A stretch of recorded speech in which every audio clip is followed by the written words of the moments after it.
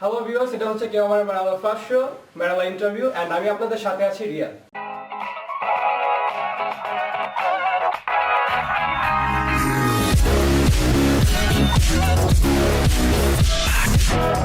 আমরা চলে আসছি ফেসবুকের সবচেয়ে আলোচিত ব্যক্তি সামির আকন্দের বাসায়।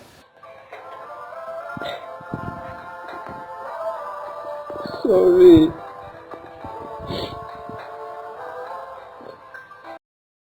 তো সামির ভাই, মেরালার ফার্স্ট ইন্টারভিউতে আপনাকে ওয়েলকাম এন্ড থ্যাংক ইউ আমাকে টাইম দেওয়ার জন্য। তারপর আপনার কি অবস্থা? কি অবস্থা দেখছেন তো আপনারা সবকিছু হয়তো বা অনেকেই জানে ব্যাপারটা হয়তো বা। হ্যাঁ, আমি তো দেখলাম ফেসবুকে আপনাকে নিয়ে তোলপাড়। তো তারপরে সবকিছু মিলে আপনার কি অবস্থা? আসলে সবকিছু মিলিয়ে বলতে গেলে জানি না পাবলিক কি থিঙ্ক করতেছে, আই ডোন্ট কেয়ার অ্যাকচুয়ালি। হয়তো বা আমি কোনো বেটার রেজাল্ট পাবো আমি আশা করতেছি। তো আর আর কি বলবো, আসলে এটা নিয়ে আসলে ডিপলি কিছু বলার নাই। আর মানুষ যেগুলো বলতেছে যে লুজার লুজার লুজার, আমি জানি না ক্যানাডা বলতেছে। সো আমি আমি তাদের দেখাবো আর কি যে এটা রেজাল্ট আসলে তা দেখবে।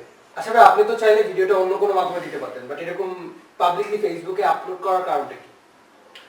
হ্যাঁ ভাই, আমি অবশ্যই জানি যে আদার্স অনেক ওয়ে আছে, ফেসবুক আছে, ইমো আছে, ইনবক্সে আমি দিতে পারতাম, সেটা আমি জানি। বাট ওর সাথে আমার তখন এই অবস্থায় যে সিচুয়েশন ছিল, এই অবস্থায় আমি ওকে নক করতে পারতেছিলাম না।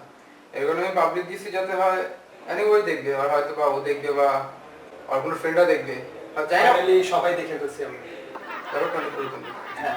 আচ্ছা ভাই, অনেকের কোশ্চেন আছে, আপনার টি শার্টটা ছিঁড়া কেন ছিল?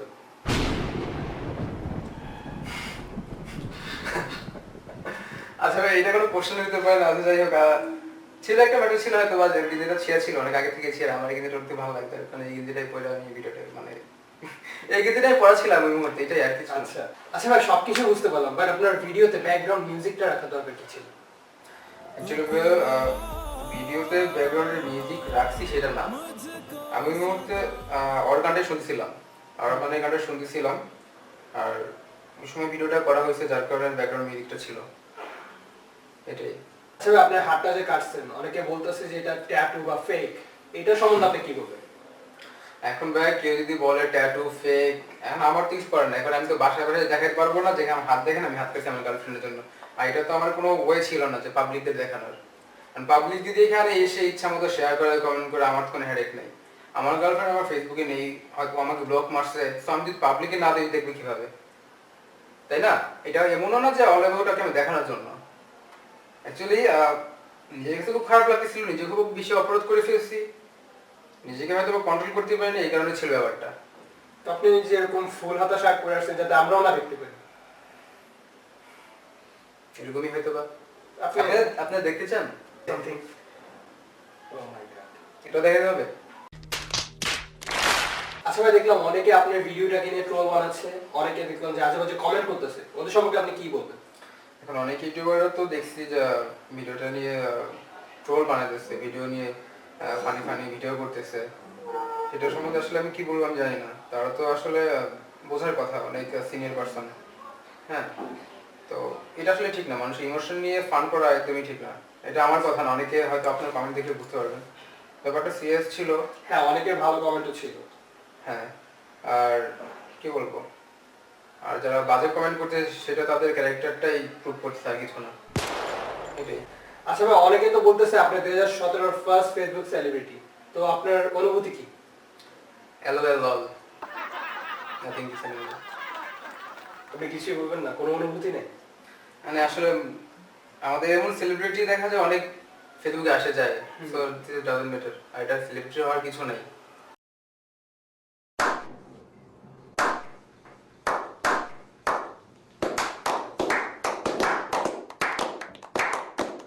আচ্ছা ভাই, ফাইনালি আমাদের লাস্ট কোশ্চেন, তো আপনার রিলেশনের কি অবস্থা জাতি জানতে চায়। অ্যাকচুয়ালি ভাই আমাদের রিলেশন এই মুহূর্তে 70% আলহামদুলিল্লাহ। 70% বলতে? অ্যাকচুয়ালি আমি ওর সাথে নেক্সট ডে, আই মিন কালকে আমি মিট করতে যাচ্ছি। Wow, this good. So I hope she will be back in my life.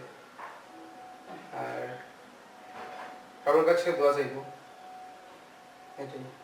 আর ভালোই হবে হয়তো বা। আচ্ছা ভাই, তাহলে তো ভিডিওটা আপলোড করে আপনার জন্য ভালোই হয়েছে। আসলে এখানে বলার কিছু নেই, হয়তো বা পাবলিকের হেল্প ছিল, তা যদি এবার শেয়ার না করতে হয়তো বা আমার গার্লফ্রেন্ড দিত না, যদি তারা এবার শেয়ার না করতো দেখা আপনি তো চাইছিলেন যে একজনকে দেখে সবাই জেনে গেছে, তো আপনার জন্য এটা তো বেনিফিটই ছিল। হ্যাঁ অ্যাকচুয়ালি সবাই জানার কারণে হয়তো আমার গার্লফ্রেন্ড দেখতে পেয়েছি, এটাই হয়তো বেনিফিটটা বেটার হবে। আচ্ছা, আর কি বলবো, সবার কাছে একটাই, যারা ব্যাড কমেন্ট করতেছেন সবাই বলেন নিজের পার্সোনালিটি বজায় রেখে কথা বলেন, আর যদি পারেন তাহলে দোয়া করেন, এটাই। ব্যাড কমেন্ট করার দরকার নেই, দোয়া করার দরকার নেই, কারণ আই ওয়ান্ট মাই গার্লফ্রেন্ড কারণ আপনাদের প্রেস, এটাই।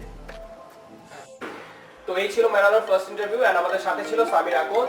তো ভাই ভালো থাকবেন, আর আপনারা সবাই ম্যারাডোনার সাথে থাকবেন। ধন্যবাদ।